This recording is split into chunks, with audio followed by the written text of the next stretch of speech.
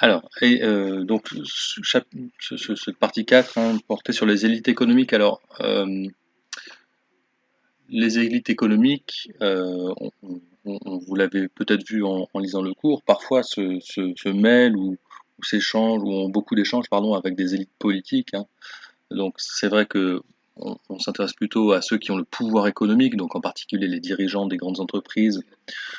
Pourquoi pas aussi quand même certains hommes politiques hein, qui ont un poids économique important. Alors les chefs de gouvernement, bien sûr, au fur et à mesure que l'État prend une place dans les structures économiques, les ministères, si vous voulez aussi, de l'économie, hein. Donc c'est vrai que certains hommes politiques peuvent être considérés comme des élites économiques, mais principalement quand on parle d'élite économique, on va parler de dirigeants d'entreprise et de dirigeants en particulier donc des grandes entreprises dans les pays développés, puisque c'est toujours les pays développés qui nous intéressent ici. Euh, Ce qui est remarquable au XIXe siècle, hein, donc c'est l'objectif du petit 1, c'est que au XIXe siècle, il y a un vrai renouvellement des élites. Alors, c'est un renouvellement qui n'est pas non plus enfin, brutal. Il y a eu des périodes brutales, mais en fait, finalement, ça, c'est assez progressif.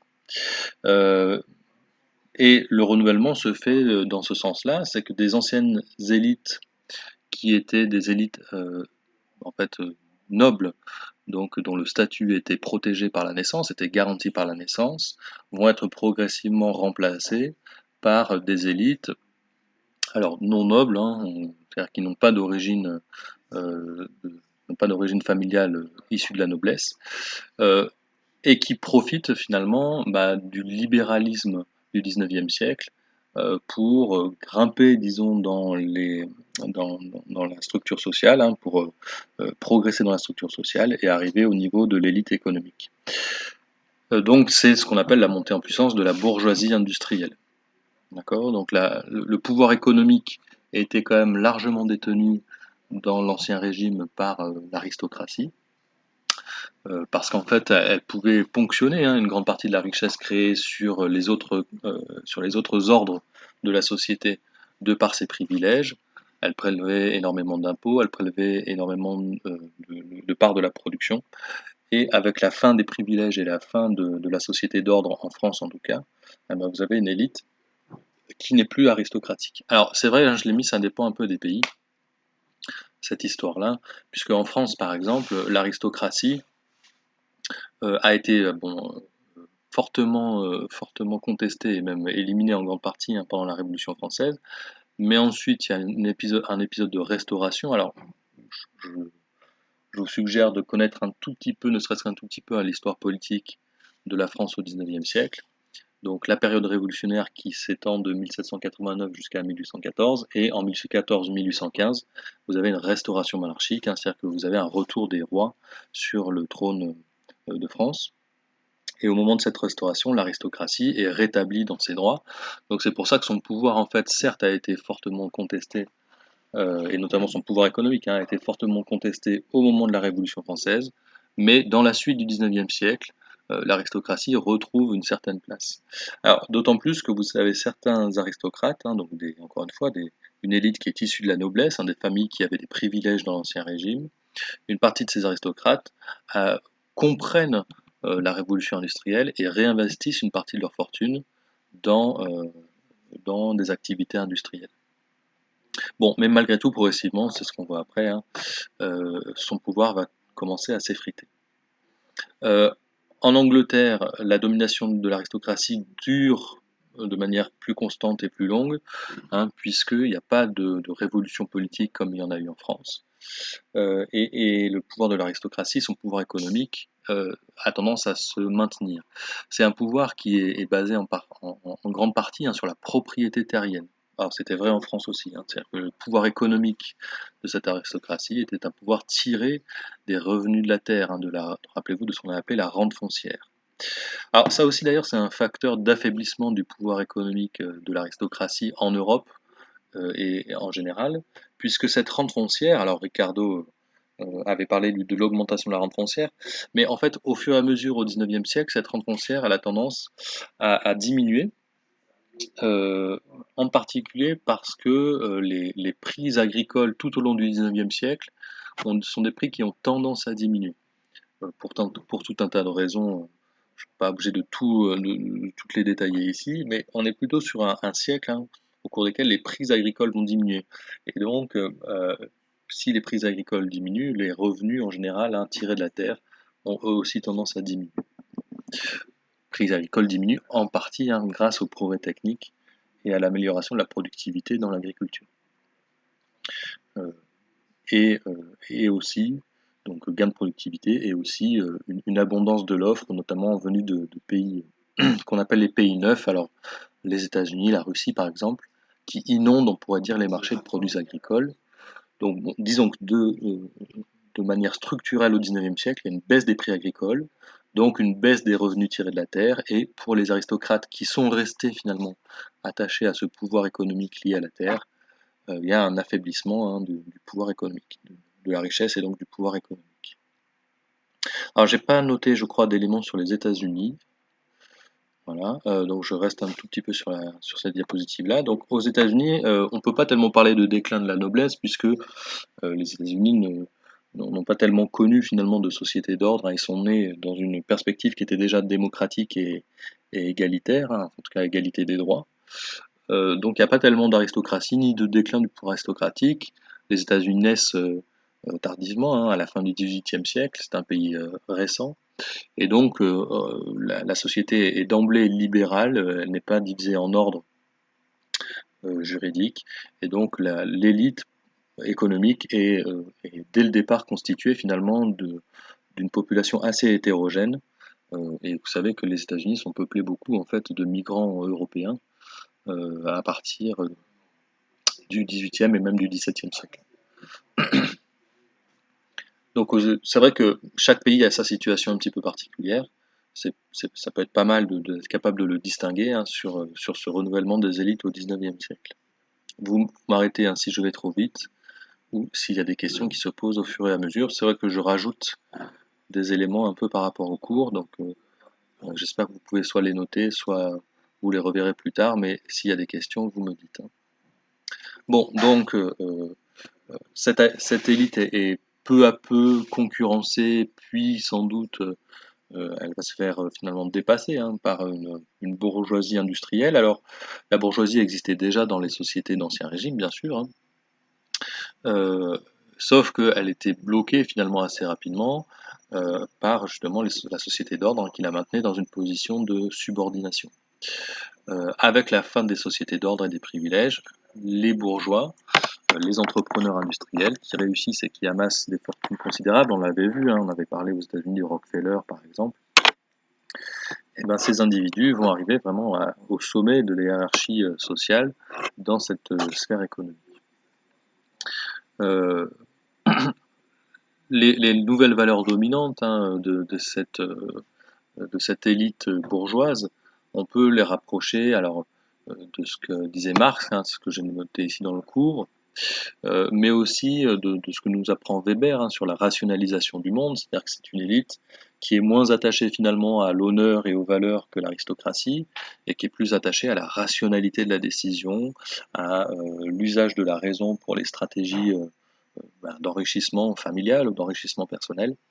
Euh, donc c'est une nouvelle perspective finalement du monde qui est offerte par cette élite bourgeoise.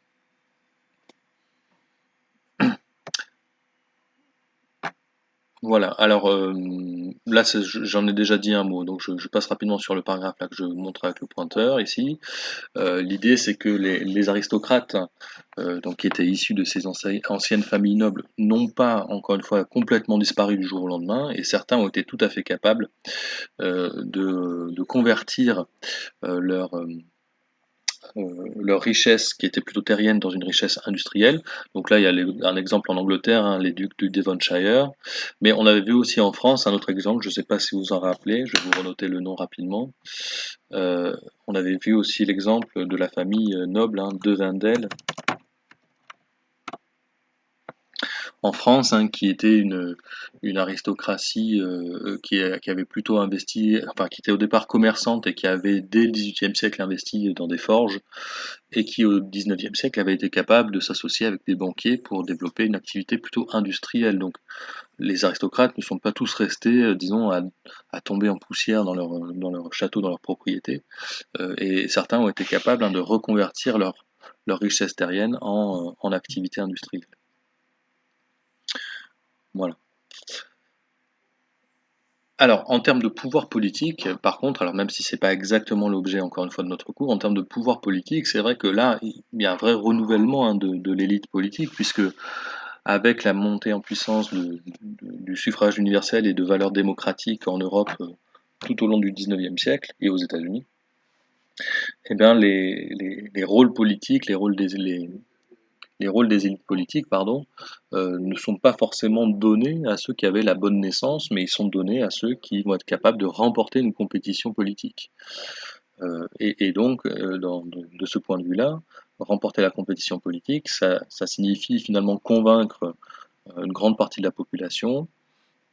Et dans cet exercice finalement d'argumentation, dans ce combat politique qui est celui de l'élection, finalement, du vote et de l'élection, eh ben, l'aristocratie n'a pas forcément tous les atouts, puisqu'elle apparaît malgré tout comme une élite qui défend ses propres privilèges qu'elle a perdus au cours de la Révolution française, mais qui cherche à maintenir d'autres privilèges, alors que les bourgeois industriels se targuent d'avoir fait progresser la société, d'avoir encouragé le libéralisme, d'avoir permis l'enrichissement de la société, etc., etc.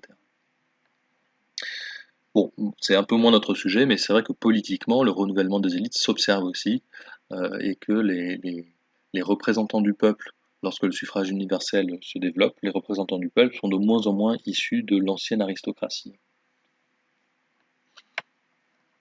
Voilà, est-ce qu'il y a des questions là-dessus?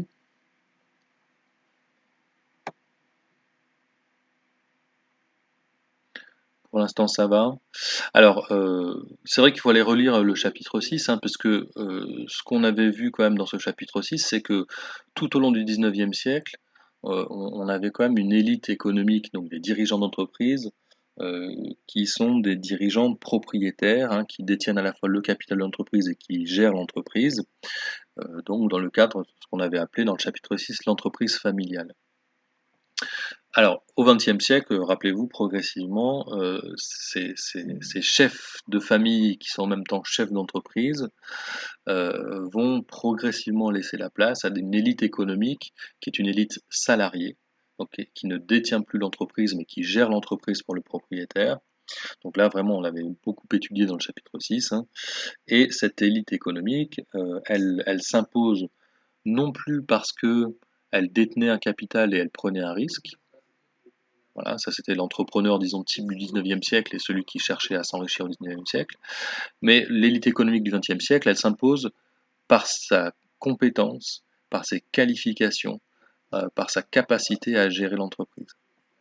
Donc, on change finalement de caractéristiques, hein, de l'élite économique au XXe siècle. Alors encore une fois, comme au XIXe siècle, ce sont des changements qui ne sont pas rapides, ce sont des changements qui sont progressifs, ce sont des changements qui ne sont pas définitifs. Vous avez encore en France, par exemple, des familles qui exercent un pouvoir important sur leur entreprise. Alors, comme les Wendel toujours, hein, d'ailleurs, la famille de Wendel, la famille Michelin, par exemple, hein. Donc, le contrôle familial des grandes entreprises n'a pas disparu, mais quand même, les dirigeants, eux, souvent, hein, ne sont pas forcément de la famille ou ne sont pas forcément des actionnaires majoritaires. Donc, comme l'a montré ensuite, comme le montraient des sociologues comme Pierre Bourdieu, bien sûr, hein, cette élite, elle est formée, on pourrait presque dire qu'elle est formatée, hein, dans des grandes écoles. Alors, ah, tiens, tiens, ça nous intéresse, hein, puisque c'est finalement quand même l'optique de notre classe préparatoire.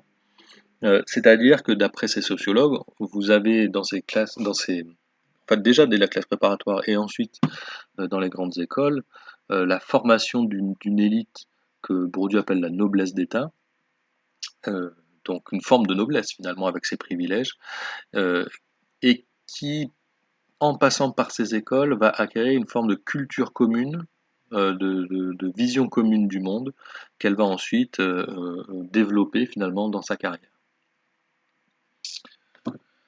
Donc il y a une certaine, d'après Bourdieu, dans les années 70, alors les choses ont un petit peu changé depuis, mais dans les années 70, il y a une certaine homogénéité des élites, qu'elles soient économiques ou politiques d'ailleurs, dans la société française. Alors ce qui est certain, et je termine par là rapidement, euh, c'est que si on parle de renouvellement des élites, hein, ici, de changement dans les élites économiques, c'est un renouvellement qui est toujours quand même lent, qui est très progressif, sauf donc révolution politique, mais historiquement c'est quand même assez rare. Et le signe de cela aujourd'hui, c'est qu'en France, comme en Angleterre, comme aux États-Unis, il y a quand même une forte immobilité sociale. Et en particulier lorsqu'il s'agit d'accéder aux postes les plus élevés dans les structures économiques, donc les postes de cadre supérieur ou de dirigeants d'entreprise, on constate une vraie transmission finalement sociale, une vraie reproduction sociale de ces catégories sociales. Donc je vous ai mis dans le document 50 une table de recrutement. J'espère que c'est un document que vous avez pu lire, hein. Normalement, c'est les tables de mobilité, les tables de destinée de recrutement, on les analyse, vous les analysez en terminale, hein. Donc normalement, c'est une compétence que vous avez. Si vous voulez, on pourra revenir dessus, mais voilà. Table de recrutement, hein, montre finalement d'où viennent les catégories socioprofessionnelles actuelles. D'où elles viennent, c'est-à-dire quelle était la catégorie de leur père. Et donc voilà, en France, on le voit, vous avez encore des pourcentages qui sont euh, comment dire, très contrastés. Et finalement, un enfant d'ouvrier et qui a 30 ou 40 ans aujourd'hui, il a 5 à 6 fois moins de chances d'être cadre supérieur qu'un enfant qui était lui-même enfant de cadre supérieur. Il y a cette différence dans l'accès au poste dirigeant qui reste dans la société. Voilà, la conclusion, je reviens pas dessus. C'était juste pour vous dire un peu ce que ce chapitre nous avait permis de revoir ou d'approfondir, et tout ce qu'il faut maintenant être bien capable. On arrive à la fin de l'année, hein. Tout ce qu'il faut être bien capable d'avoir saisi, d'être capable de décrire au moins de manière synthétique, d'expliquer de manière assez convaincante, hein. Tout ça, finalement, tous ces tirets que j'ai mis en conclusion, c'est presque déjà un peu un bilan de l'année, hein, puisque toutes ces choses-là, ce sont des choses qu'on a vues au fur et à mesure des chapitres et qu'il s'agit maintenant d'être capable de bien maîtriser. Alors, je laisse juste quelques secondes pour voir s'il y a des questions sur tout ce que je viens de raconter.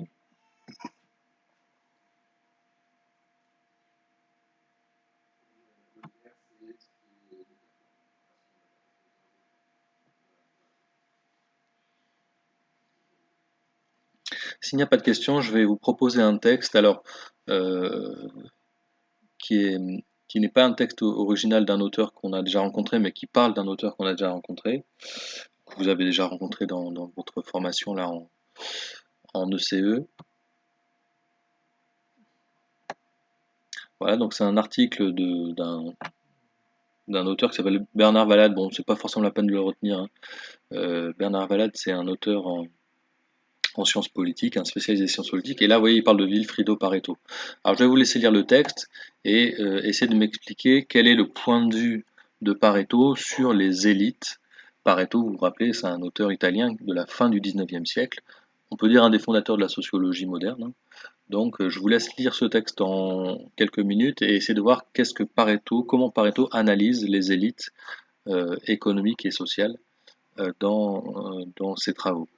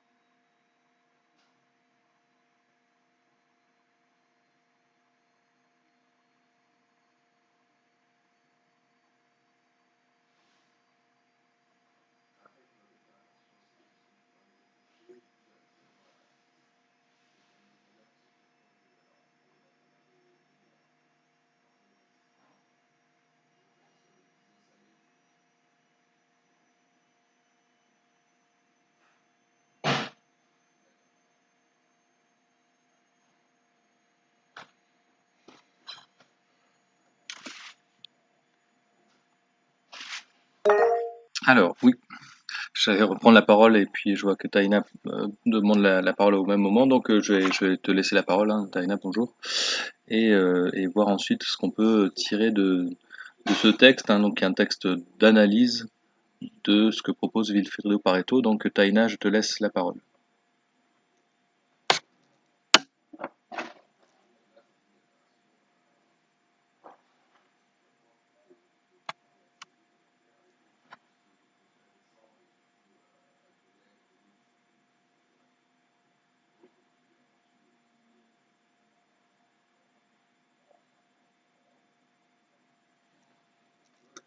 Ah, Taïna, je sais pas si tu essaies de parler, moi je ne t'entends pas pour le moment.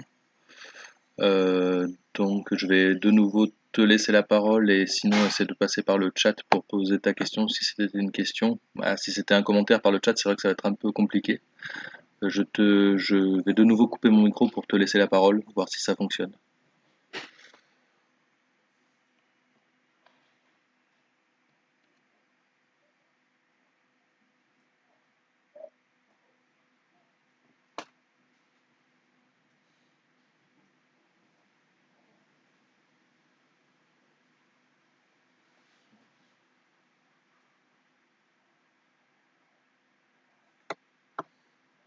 Ah, je vérifie quand même les paramètres de la session, hein. Mais normalement, oui, normalement c'est bon. Donc Taïna, je vais pour l'instant passer la parole à Anaïs et Taïna, essaie de m'envoyer juste un petit message dans le chat pour voir si tu avais essayé de parler parce que moi je t'ai pas entendu. Alors Anaïs, je te laisse la parole. Le texte nous permet l'analyse que l'auteur donne euh, de l'aristocratie, c'est que au bout d'un moment, elle s'essouffle et qu'il faut sans cesse la renouveler. Et c'est la même chose pour les élites. Elle n'est pas éternelle, c'est-à-dire que c'est pas parce que le père est aristocrate, la fille est aristocrate, que le petit-fils sera aristocrate, mais qu'il aura aussi le même pouvoir que son grand-père avait, et qu'en fait, on observe qu'au fil des années, il y a une diminution de, du pouvoir des aristocrates, mais aussi des élites. Et de plus, euh, c'est un mécanisme qui est connu depuis longtemps et qu'on connaît et qui a différentes raisons. Voilà. Ok, alors sur le constat, je suis tout à fait d'accord, hein. Donc l'idée, c'est que les élites finalement se renouvellent. Alors je vais souligner la phrase qui est la plus célèbre peut-être de Pareto quand il parle des élites. L'histoire des sociétés humaines est en grande partie l'histoire de la succession des aristocraties. Alors parfois c'est traduit différemment, parfois c'est traduit l'histoire des sociétés humaines est en grande partie l'histoire du cimetière des élites. Donc le constat que tu as donné est juste chez Pareto. Pareto considère, alors c'est dans des cours qu'il a fait à la fin du 19e siècle, un cours d'économie politique en 1896-1897. Je vais vous le noter, cours d'économie politique.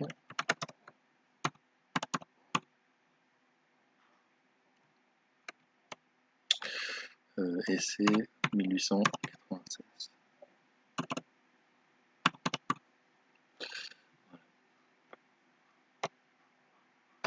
Donc oui, dans ces cours d'économie politique, Pareto explique bien ce que tu viens de dire, c'est-à-dire les élites se renouvellent, elles ne durent pas éternellement, et finalement dans l'histoire, on a constaté un renouvellement quasiment continu des élites. Alors sur les raisons, sur les causes, sur les facteurs de ce renouvellement, tu es restée finalement assez silencieuse. Tu as dit il y a plusieurs raisons qui peuvent expliquer ce renouvellement des élites.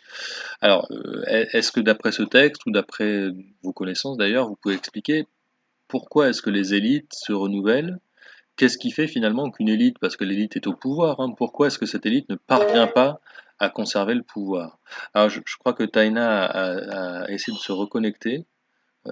On n'a pas spécialement redemandé la parole, donc Taïna, si tu veux intervenir, hein, n'hésite pas à redemander la parole pour que je te la laisse. Alors, donc, comme tu demandes la parole à Anaïs, je m'excuse, hein, je vais essayer de laisser la parole à Taina, voir si ça fonctionne. Taina, c'est à toi. Vous m'entendez? Oui, cette fois-ci c'est bon, je t'entends, donc je t'écoute. Ok, donc si j'ai bien compris, je crois qu'il explique que la prépondérance des anciennes ou des nouvelles élites peut avoir de gros impacts sur la société et que donc il faut trouver un juste milieu. Et du coup, les anciennes élites se renouvellent par la naissance de nouvelles élites qui arrivent et en plus par le fait que les anciennes subissent la mort. Enfin, il y a beaucoup d'anciennes élites qui meurent et que du coup ben, sont remplacées par la nouvelle génération et qu'il y a des changements tels que en fait, des changements, il dit qu'il y a des éléments qui ne fonctionnent plus et qu'il faut les supprimer pour en trouver de nouveaux.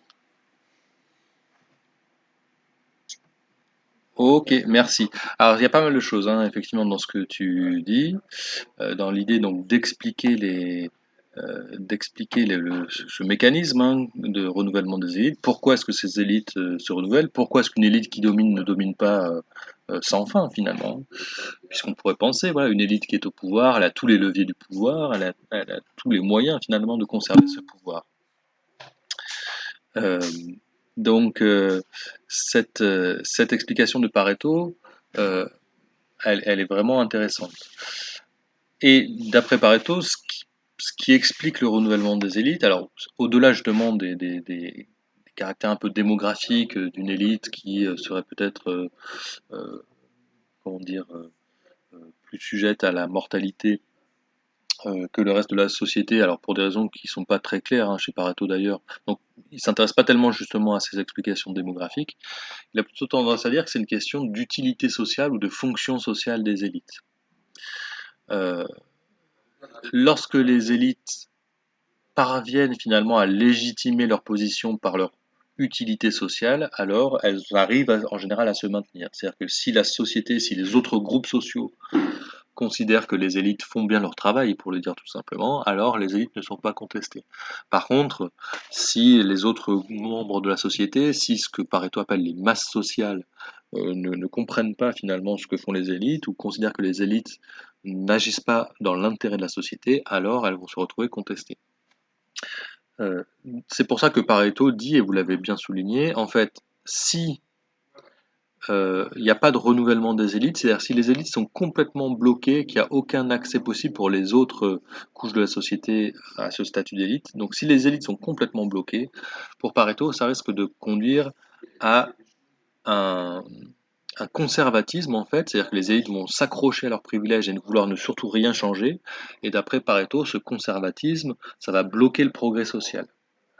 Mais inversement, donc c'est la fin du texte, s'il y a un renouvellement trop rapide et perpétuel des élites, alors ça crée du désordre, de l'instabilité sociale. Donc c'est pour ça qu'il faut, d'après Pareto, un renouvellement régulier, mais pas forcément brutal, hein, des élites sociales.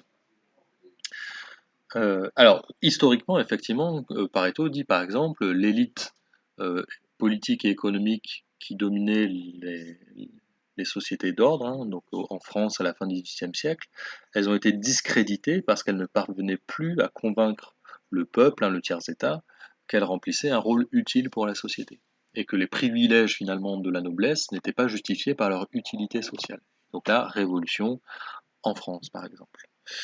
Euh, on a eu un renouvellement des élites aussi, par exemple, après la Deuxième Guerre mondiale. Pourquoi? Bah parce que justement, toutes les élites des années 30 et des années 20 sont des élites économiques qui, finalement, alors, ont été rendues responsables, à tort ou à raison, mais ont été rendues responsables de la crise des années 30. Ce sont des élites politiques qui n'ont pas su éviter la Deuxième Guerre mondiale. Donc, il y a un large renouvellement des élites économiques et politiques après la Deuxième Guerre mondiale, parce que la société, les autres groupes sociaux ne veulent plus d'une élite qui a mal géré la crise des années 30 et qui a précipité le monde dans la Deuxième Guerre mondiale. Donc voilà, c'est ça l'analyse de Pareto, hein, c'est au moment où l'élite perd de sa fonction sociale, de son utilité sociale, elle va être contestée. Alors ne me faites pas dire que Pareto a commenté la Deuxième Guerre mondiale, hein, parce que Pareto lui-même n'a jamais vu la Deuxième Guerre mondiale. Mais j'utilisais la grille d'analyse de Pareto pour expliquer le renouvellement des élites après la Deuxième Guerre mondiale. Donc, cette analyse de Pareto, c'est une analyse classique, hein, c'est pour ça que je vous l'ai proposée ici. Il faut la connaître, hein, l'histoire est un cimetière d'élites, ou l'histoire est une histoire de la succession des aristocraties, c'est vraiment quelque chose de très classique. Alors la question qu'on pourrait se poser, c'est si on suit Pareto jusqu'à aujourd'hui, est-ce qu'aujourd'hui on est dans un moment où les élites se renouvellent suffisamment pour apporter du progrès social et des nouvelles idées à notre société contemporaine, à nos sociétés contemporaines? Est-ce que les élites qui dirigent nos entreprises et nos pays, sont suffisamment en phase avec les volontés, hein, des sociétés? Alors, c'est difficile évidemment de répondre à ce type de questions, d'autant plus, vous verrez ça l'année prochaine, que ce qu'on appelle, ce que j'ai appelé là un peu rapidement les volontés des sociétés, c'est quelque chose qui est difficile à mesurer, hein. Je veux dire, savoir vraiment ce qu'une société veut, c'est même impossible à définir, puisque par définition, une société, elle est divisée, elle est fracturée entre groupes sociaux, voire entre individus qui ne veulent pas les mêmes choses, hein. Donc, ce que veut la société, c'est évidemment quelque chose de très difficile à déterminer. Malgré tout, on peut sentir des grandes tendances, hein. Par exemple, les tendances à une croissance plus raisonnable, la tendance à une volonté, à un respect plus grand de l'environnement, par exemple, ou une volonté d'accomplir un peu plus d'actions en termes de développement durable. Ça peut être quand même des tendances sociales assez fortes. Si les élites accompagnent ces tendances, alors on va continuer à leur faire confiance. Si elles s'opposent complètement à ces tendances, elles vont peut-être susciter davantage de défiance, hein. Voilà, alors Taïna, qui a malheureusement connu des déboires, j'en suis désolé, mais donc tu pourras rattraper aussi avec la vidéo. Taïna, donc je te laisse la parole. Je voulais savoir si aujourd'hui on peut parler d'un début de révolte avec l'actualité et si on peut penser à un renversement des élites ou si les élites en elles-mêmes ne sont pas assez euh, formées, entre guillemets, pour qu'on puisse penser qu'elles vont être renversées. Enfin, je ne sais pas si vous avez compris la question. Oui, oui, alors est-ce qu'il y a une inconscience des élites, un aveuglement quelque part des élites face à des nouvelles revendications? Alors, et un aveuglement qui finirait par fragiliser leur position, hein. Alors, c'est finalement l'analyse de Pareto est là. Alors, encore une fois, analyser ce qui se passe à l'instant T, c'est toujours difficile. Bon, un historien dirait par exemple qu'on ne peut pas le faire, et il faudrait finalement être presque un journaliste ou un analyste politique pour faire l'exercice que tu demandes. C'est pas exactement évidemment le but, hein, de l'ESH, mais ta question est intéressante, donc on peut essayer d'y répondre. Et avec difficulté, hein, puisque prenons le cas des États-Unis par exemple, en ce moment, c'est très très chargé évidemment. Avant même, hein, de parler donc là de ce qui se passe ces derniers jours avec le meurtre, hein, puisque ça a été requalifié de meurtre maintenant de George Floyd, et donc la question d'une élite politique blanche finalement et d'une élite policière aussi blanche qui serait encore marquée par des préjugés racistes, mais même avant ça, Trump, au début de son mandat, a pris énormément de mesures, par exemple, en faveur de l'industrie pétrolière et de l'industrie d'exploitation des gaz de schiste et des pétroles de schiste. Parce que pour l'économie américaine, c'est quelque chose, pour la croissance américaine, c'était quelque chose de très bon, et pour le chômage américain, c'était aussi quelque chose de très bon. Euh, et là, on voit que justement, ce que veut la société, c'est pas forcément si simple à déterminer. Donc, est-ce que Trump, en tant qu'élite politique, a bien fait ou pas bien fait? Ça dépend un peu du point de vue de chacun, finalement. Euh, Ce que je veux dire par là, c'est que les, les élites vont être fragilisées si vraiment une grande majorité de la population conteste la direction qui est prise. Alors, pour revenir un peu à Pareto et pour essayer toujours de répondre à la question que tu as posée, qui est, tu vois, elle me met un peu en difficulté. Pareto dit qu'en fait, les élites se renouvellent souvent sans non plus qu'il y ait une prise de pouvoir par le prolétariat. Pareto ne croit pas du tout à la prise du pouvoir par le prolétariat ou par les masses populaires, mais d'après lui, ceux qui vont prendre le pouvoir, donc des nouvelles élites qui remplacent des anciennes élites, elles peuvent parler au nom du peuple, mais elles ne vont jamais finalement réellement s'intéresser aux intérêts du peuple. Alors, pour le coup, peut-être que Trump, justement, est un peu dans cette optique-là. On dit souvent que c'est un dirigeant populiste, hein, il a su s'adresser aux catégories populaires qui étaient inquiètes aux États-Unis, inquiètes du chômage, par exemple. Et donc, il a pris le pouvoir un peu au nom du peuple. Et ensuite, il a pris des mesures qui n'étaient pas spécialement en faveur du peuple. Alors, certes, il y a cette relance de l'industrie américaine qui a créé des emplois et de la croissance économique. Et il ne faut pas le négliger. C'est un argument qui plaît énormément à une grande partie de l'électorat américain. Euh, mais au-delà de ça, c'est un président qui a supprimé une partie de ce qu'avait fait Obama sur Medicare, hein, donc sur l'assurance sociale, les assurances maladie, et ça, c'était pas spécialement favorable aux catégories les plus fragiles. Donc tu poses une bonne colle. Est-ce qu'aujourd'hui les élites, euh, au final, sont en position fragilisée? Bon, Pareto en fait nous dit que par définition, les élites sont en position fragilisée puisqu'elles doivent toujours justifier de leur utilité sociale et politique.